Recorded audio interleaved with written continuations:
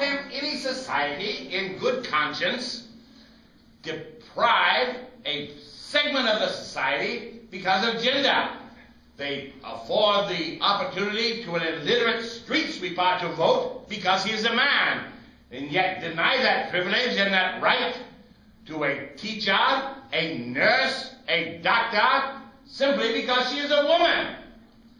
Therefore, if you ladies will persuade your husbands, your fathers, your brothers, and your sons to vote for me in 1912, in 1916, you'll be able to go to the ballot box and vote for the candidate of your choice. I also grew up on a farm. This is called My Mother's Uplifting Love. Growing up on a farm near a small Nebraska town has shaped my life for the larger part and made me somewhat a clown, because farm folks do things different than their city counterparts. Different thoughts in different ways and different loving hearts. My mother, Ruby, was different too, from the back hills of Virginia, a strong-willed woman, tried and true, that you could ever have befriended. But she had some different ways that she had learned in the Blue Ridge Mountains, ways to make do and ways to fix too. Of this knowledge, she was a fountain. She never was one to worry about environmental matters, or herbicides, or pesticides, or petroleum spills and spatters. Take the time when she cleaned Pa's jeans when the Tide and Clorox failed. She filled a pan with some gasoline, and those grease spots came unrailed. But what could she do with this explosive brew? Her mind went in a tizzy. Might kill the grass, or poison the cat, or make the chickens dizzy. Too volatile for the heating stove, too dirty to run the Chevy. Where, oh where could the stuff be thrown? Then her eyes fixed on our privy. Our little house behind the house with seats that numbered 3. One for Pa, one for Ma, and a tiny one for me. So off she goed with her explosive load, and she raised the center seat lid, and she poured the liquid contents whole into this place, forever hid.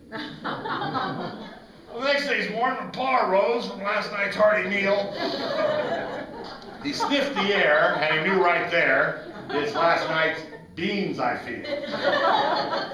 So with his bib overalls half on, he left for the John to sit on the right-hand seat. And he fished a cool from out of his pack to smoke his morning treat. With confidence, he struck that match, and the blaze set that cool aglow. Then he moved his hand towards that center seat, the burning match to throw.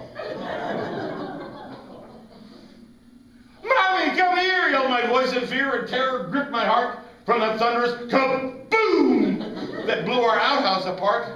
Also shook me from my bed and gave me instant shivers. And upon a roof above my head, you could hear the raining slivers.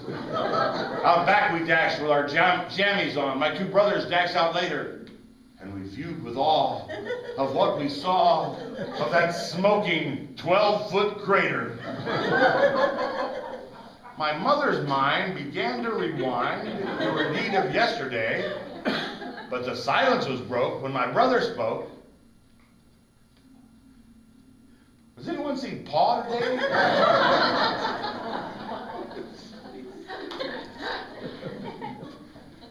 We looked around without a sound as we wondered where Pa might be. To the devil's door, or to heaven he'd soar, wearing his winter BVDs.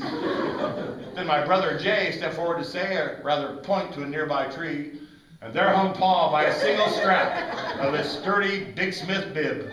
Around his neck, the outhouse seat. Behind his head, the lid. That blast of flame kind of made him tame, and he was humming Rock of Ages. While all around there was fluttering down, still smoking Sears Roebuck pages.